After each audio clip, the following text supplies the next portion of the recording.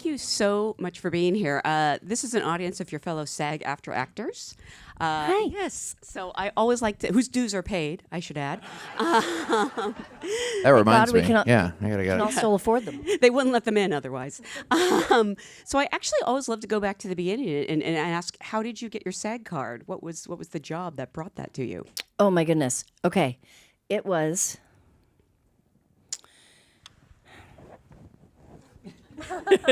a commercial. I think it was a Citibank Visa commercial. Oh, a product I believe in and still have. Yes. Did you understand at the time what it meant, or were you more like bitter that you had to pay these dues? Well, I was, I think, Taft-Hartley'd, and I had to figure out how to get that money. Mm-hmm. Yeah. You probably came to this building. I was in New York. Okay. Yeah.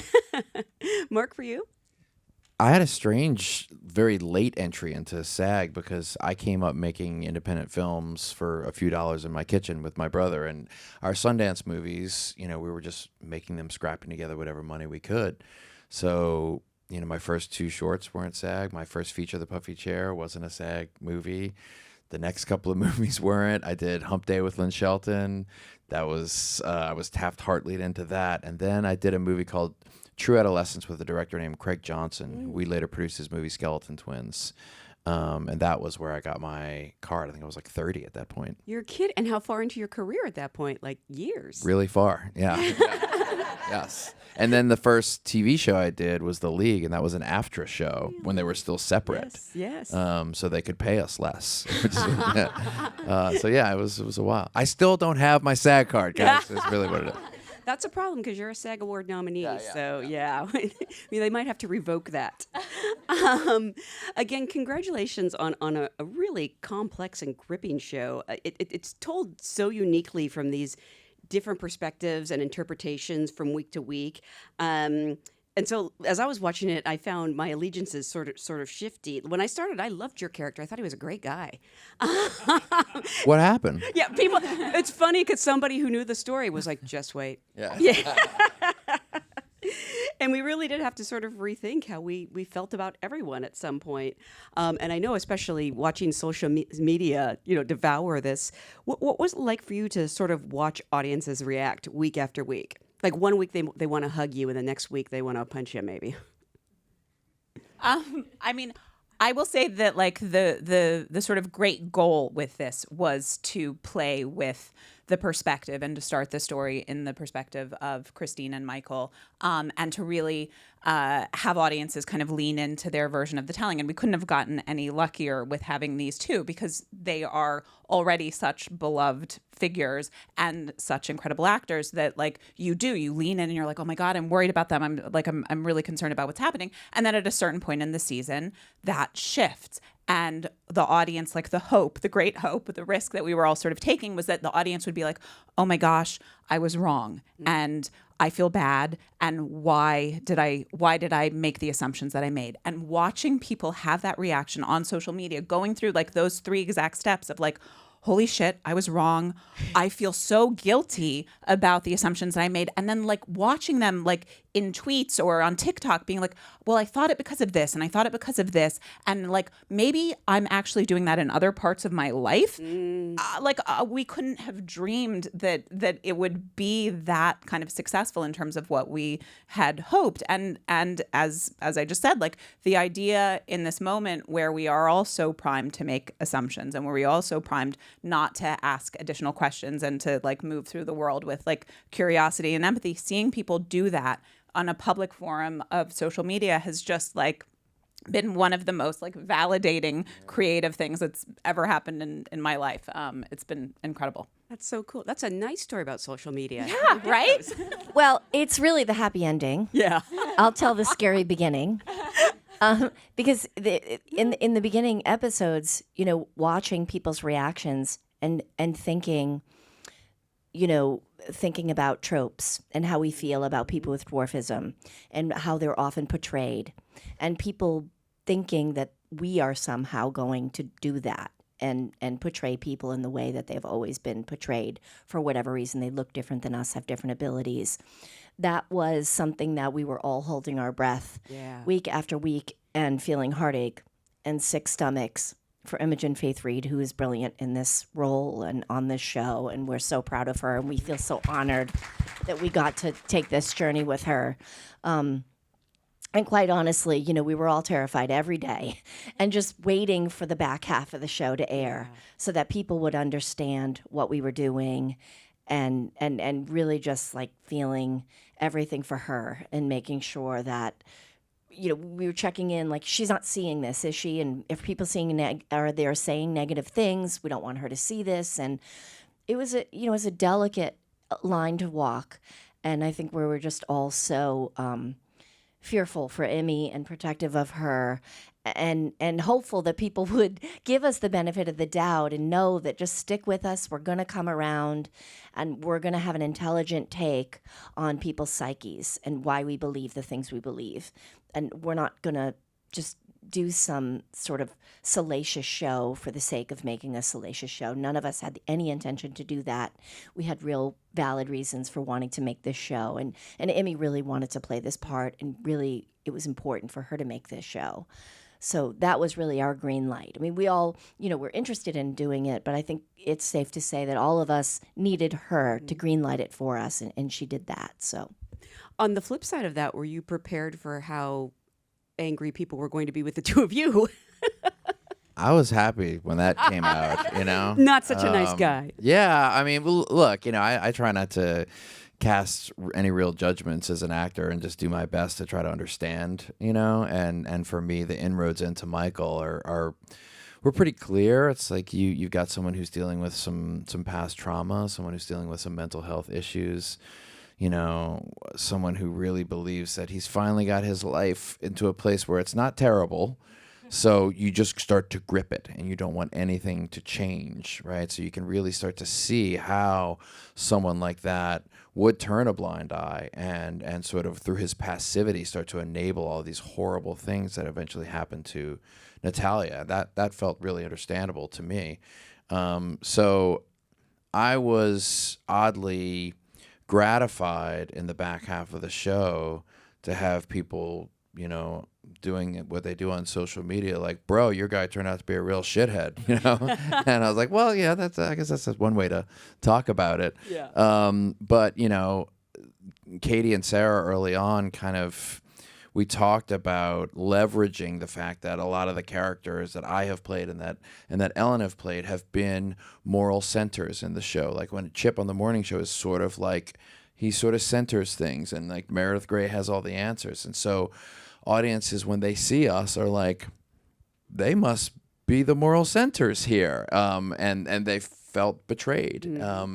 But I think in a good way. I think, you know, in a healthy way. So the most exciting part of this show for me was, you know, as I'm a producer in this business too, and while I'm not a producer on this show, I know how extremely difficult it is to get something daring made at this budget level at a big premium place like Hulu. They want it safe, and they let these guys take a big swing with this. And I was like, I want to be a part of this. This is cool. Sarah, was it surprising when you went in sort of with this idea and this concept, and you said, you know, it's going to be these different perspectives, and we're really going to pull the rug out from under people? Was it a hard sell?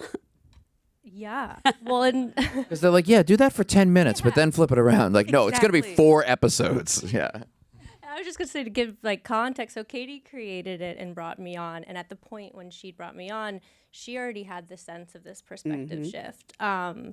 And, you know, like they're saying, it was sort of I really hope we can land this. And I think if Katie hadn't been someone that I'd worked with, I mean, I counted it recently, over 50 episodes of television. Yeah, I read that somewhere, and I was like, I don't think that's true. I have a background in math, and it is. That's true. She was an economist before that she started doing this work, everybody, so it's Stop trying to diminish our friendship. So we only represent roughly 17.5% of your working relationship? I'm going to need to see this I don't know about this. I'll get a napkin later. If it was online, it's true. Yeah. That's right. Right. So yeah, I mean, if we hadn't had all 50 plus of those episodes, I don't think I would have been able to trust that it would have been done. You know, it starts with the writing, being able to land that. And then also if we didn't have these actors who are just so extraordinary. And so, I mean, there was, they made me cry a lot, but only in the good ways, which is lovely. Not always waited. And so yes, was surprised, but also had trust with these guys. Well, I also just give a little shout out to our Hulu friends, which is that like, that, as Sarah said, like that was this perspective shift was part of the idea from the jump. And like, that was when they asked me to think about doing a version of this show, like that was the way that I pitched it to them, and they were on board immediately. So like, I think that they were excited to do something different within the true crime space. And I only wanted to do it if there was something, as is the case with everybody up here. I only wanted to do it if we had something to say. And I think that like they got on board with that. And I'm really incredibly forever grateful to them for that. You mentioned the phenomenal Imogen and Faith Reed, and part of me thinks like, did you worry that if you couldn't find your Natalia, you just wouldn't be able to do this series?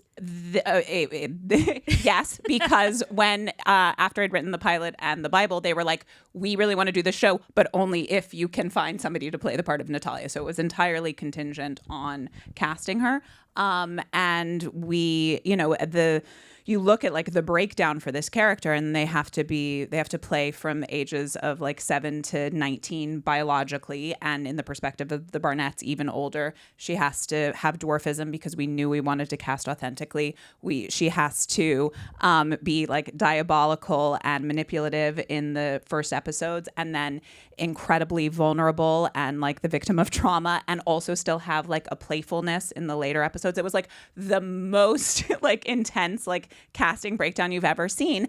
Luckily, we had like the most incredible casting team. They did a worldwide casting search, and we saw lots of incredible options. But like, you saw Emmy's tape and you were just like, holy moly, a star is born. Like, she was just incredible. And as Ellen says, like, just has like both the talent and also like the heart and the intense desire to do justice to this part. And so as soon as we Zoomed with her, we were like, it's going to be okay. Like, we can make the show. I think just since you are a room full of actors too, just like, I don't know how much you've read about her in the press, but she had never had a speaking role before on a film. She had done a lot of second team work.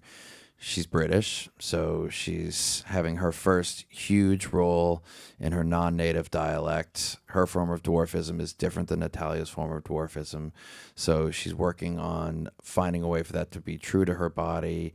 She is creating entirely different new movements for herself.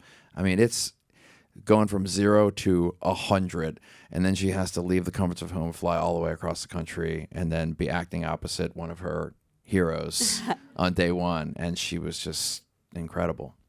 I'm curious about that because I've heard from so many actors about how sometimes going on a show and being a guest and having 1 or 2 lines is harder than being a series regular because you're stepping into an environment that you already know. I don't know if you've ever felt that way or what you can do to make people feel more welcome on set, especially when you're at the top of the call sheet. I imagine that's important. It's very important. Yeah, it's very important. And I remember being guest star on Friends in its 10th season. And, it was clear that everybody had been, was very tired and had been doing it a long time. And I remember what that felt like. So I'm grateful that I had that experience because I always try to remember that with Grays and for people coming in. And of course, on a show, there's so many actors and there's so much going on, and you never know what's going on in anybody's day. Yeah. But it's definitely the job of a series regular to try to make everybody feel welcome and seen. And also, the two of you, I mean this, for all the good and bad it entails, you feel like a long-term couple in this show. And I'm sort of curious. Did you know each other at all? Chemistry is such a strange thing to define. I don't know if it's, if sometimes it's just not there and what you can do. I mean, maybe that's where the acting comes in. This is awkward. We hate each other and do not speak. You hear those stories of Patrick Swayze and Jennifer Grey on set. They never spoke to each other. You're breaking my heart. Oh, no, it's true, guys. Patrick Swayze and Jennifer Grey didn't speak on the set. But that fire fueled their chemistry, guys. That's where it came from. I don't know. That's just a story. Who knows what's true? We had a sushi dinner before we started shooting. And I can only speak to my side of it. You try not to bring any preconceptions into things, but of course I'm bringing in preconceptions of, what is this going to be like for Ellen? It's like, what are her goals for this show? She's been on Grey's Anatomy for 20 years. And she was so just within 60 seconds open and real about the concerns about the show. Are people going to accept me? Do they just want to see Meredith Grey? Is this going to be okay? I'm scared. I'm excited. And I was just like, thank you, God. You're one of my people. Yeah. And we can just talk real. And that for me was the essence of my connection going into this thing. I felt so safe around her because, look, you guys have been on sets in this town, and half the conversations you have in this town, you're looking at somebody in the eye and they're looking over your shoulder for somebody more famous that's going to help them get a leg up. And I just never felt that way. And this was a challenging shoot. We were doing a lot of tonal precariousness. So there were a lot of moments where we were like, is this working? Like, what do we do? And it just felt like a team. And I just always felt safe. I mean, it's both of you, actually, all the actors in this, they're very brave performances. Were there moments that you hesitated or were scared? Certain scenes that, maybe you were excited about, but you also kind of dreaded? Oh, I mean, I was really scared about the physical violence. Jeez, yeah. And I would say the mace scene was one of the more terrifying things. And Katie and Sarah were so kind to me because, when I get scared about doing something, it's like, oh my God, what are people going to think? Mm-hmm. And also my children who are here with me. Hi, Sienna. As a mother, to make the decision to portray an abusive mother. She doesn't have a phone and she doesn't have social media. My older daughter, who's also here, does. But that was the most terrifying thing to me, honestly, is to make the decision to play an abusive mother, an abusive person, be the worst version of a mother that there could be, and then have them go to school and potentially, if their friends have phones and their friends see things, other parents have different rules. And I can try to protect them and shield them all I want, but there's no guarantees that they won't go to school and be teased or whatever. So to be honest, it was more about them for me. But again, as an actor, we have to be brave. I've been on the same show for 20 years. This was an extraordinary opportunity with some really caring, great people to take a big swing and see if I could do something else, see if I'm capable of something else, see if I remember how to act and do a different character and use all these different muscles again. It was really a giant test for me as much as it was, if I don't do my work, the audience will never, believe it.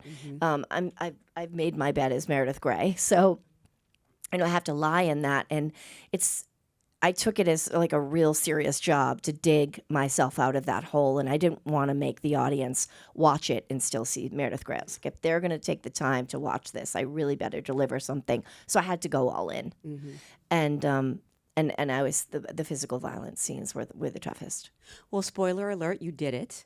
I'm I did. a little terrified of you. That's why I'm sitting this far away. But you're not just playing like one character, you're playing really multiple characters because it's these people as seen through different perspectives. I'm curious how, you kept track of that as actors, and when you're shooting this, because I imagine you're probably shooting in blocks, how do you know? We luckily we weren't shooting too much in blocks. We were mostly working episodically. So we did 7 and 8 as a block, but otherwise we were for the most part shooting in order. So that helped. When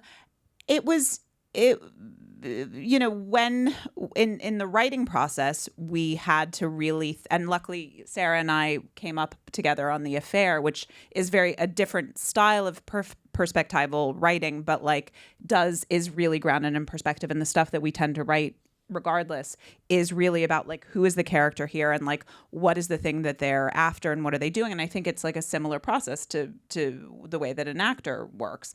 And so like really thinking about like who is our point of view character and our entry point and like how are they seeing people. And so like that being kind of the guiding principle on the page, hopefully was helpful to our actors as they were playing those parts. But, you know, we had to have a lot of conversations about like the different versions, but we also had an incredible team of designers, and the differences in the perspective, like whose perspective you were in, is translated into wardrobe, is translated into hair, is translated into like camera style and lighting, and even like our score is different across the episodes as it unfolds. And so like it's really deeply baked in to the entire fabric of the show.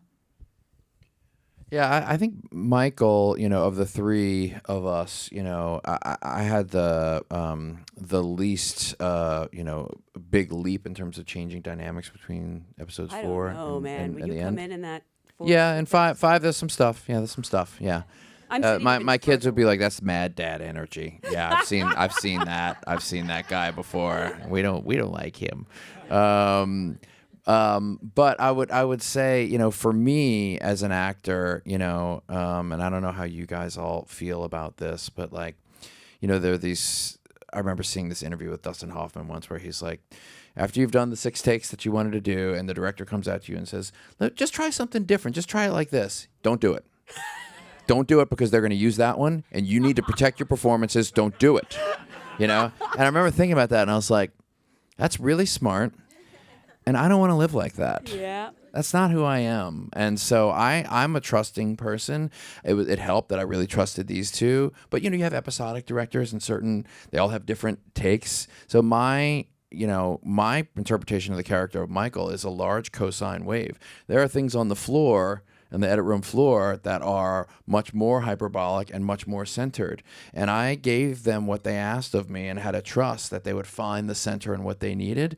And I've just made so much stuff in my life that I've been taught by experience that I don't always know best. And I can spend my time trying to control it and curate it indefinitely, or I can just surrender my heart to the process and open to what people ask of me and trust and go. And it tends to be about a wash is how it works out, you know? And so I watch this and I'm like, yeah, this is kind of like right around in the middle of all the different stuff that I did. And it's weird. They're as much of a curation of my performance as I was, is how I see it. I was actually going to ask you about that, and maybe Sarah, you can speak to this, because you're telling these different perspectives, but they all feel authentic. Were you super conscious of that, you know, in the writing process? Yeah. And I think, yes, then it was really hard, because when you sit with the research and you know what, if you've watched the whole show, you know now, it's very easy to vilify some of these characters, some of the things that they do. And so having to write it and put yourself in their shoes is really challenging in a way that I do think is less hard than what they have to do, because you have to actually perform it with the lights and the cameras, and I certainly couldn't do that. But it is a similar dynamic, and it's really challenging. But I think that it was really fun, and I think that if we hadn't done it quite that way, like if you'd watched the first 4 episodes and you didn't believe them and you didn't care about what they were experiencing, I don't think that the flip would have worked. So I think it's, you know, to Katie's great credit that she had the idea to do that, and to these guys' great credit that they had the chops to just really bring an authenticity to that relationship that, you know, hopefully feels universal and says something about marriage that goes beyond just this specific story. I mean, this is obviously difficult and challenging material, and you mentioned, you know, there were particular scenes that were really hard. And I know it's acting, but I also know that your body doesn't always know the difference when you're putting it through trauma, essentially. As actors, do you have a way to sort of take care of yourself? Do you take that home with you at the end of the day? Are you able to let it go? I am. I'm able to just let it go. I'll just get rid of it. I was like really happy to let it go at the end of every day. I think how I cope, maybe a therapist would have a ball with this, but I like to focus on other people. I like to take care of people. I like to think about others. And I like to think less about myself. It's actually why I don't ever go to therapy and why I don't want to go to therapy. I don't want to spend so much time talking about myself or thinking about myself. My therapy is really, what can I do for someone else? How can I lift up someone's day? Who needs me? What could I do? Which sometimes can be as simple as just like getting someone a cup of tea, But anyway, so I think showing up on set and feeling like, who can I help today? And take myself out of my head. It's not about me. It's how do I make someone else's day better is always super effective for me in on set and in my life. That's beautiful. I'm much more Selfish. on self is what I would say. After But you're a day guy. of work. Yeah, You're a guy, and we just assume that. I like getting in my car. We shot this up in Santa Clarita, and I knew I had about like a 35-minute drive home, and I'm tired. And I could remotely turn my hot tub on. I got this new app that allows me to turn the hot tub on remotely. And so Everyone can relate to this. I know it's warming up for me on my way home, and I'm listening to my like jazz music that my wife won't let me listen to in the house.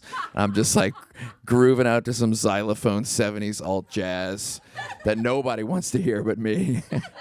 And then I get home and I get in that hot tub, and hopefully like the pool is cold, and then I do like a little like cold plunge back and forth. That's it for me. I no longer feel bad for you. I was so worried about your psyche. You're doing just fine. I will say I wasn't going home to my kids either. My kids were on the East Coast while I was filming this. Does that make it more challenging though? No, because it was easier for me to stay in the story and sort of like think about the work. We had so much work to do and so many scenes and so much dialogue.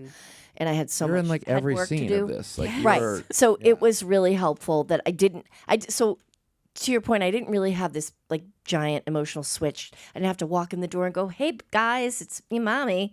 Who wants cookies?" I kind of just got to like be exhausted and go to bed and wake up the next day and do it again. But you're also isolated, which is tough. Yeah. You guys know when you're filming something, you're so tired. It's like you just go to bed, fall asleep, wake up, do it again. I'm been doing that a long time, so I'm conditioned. It's okay. Well, again, thank you so much. Thank you all for being here. Again, congratulations on a great series. Thank you guys. So much. Have a Thanks lovely for weekend. coming.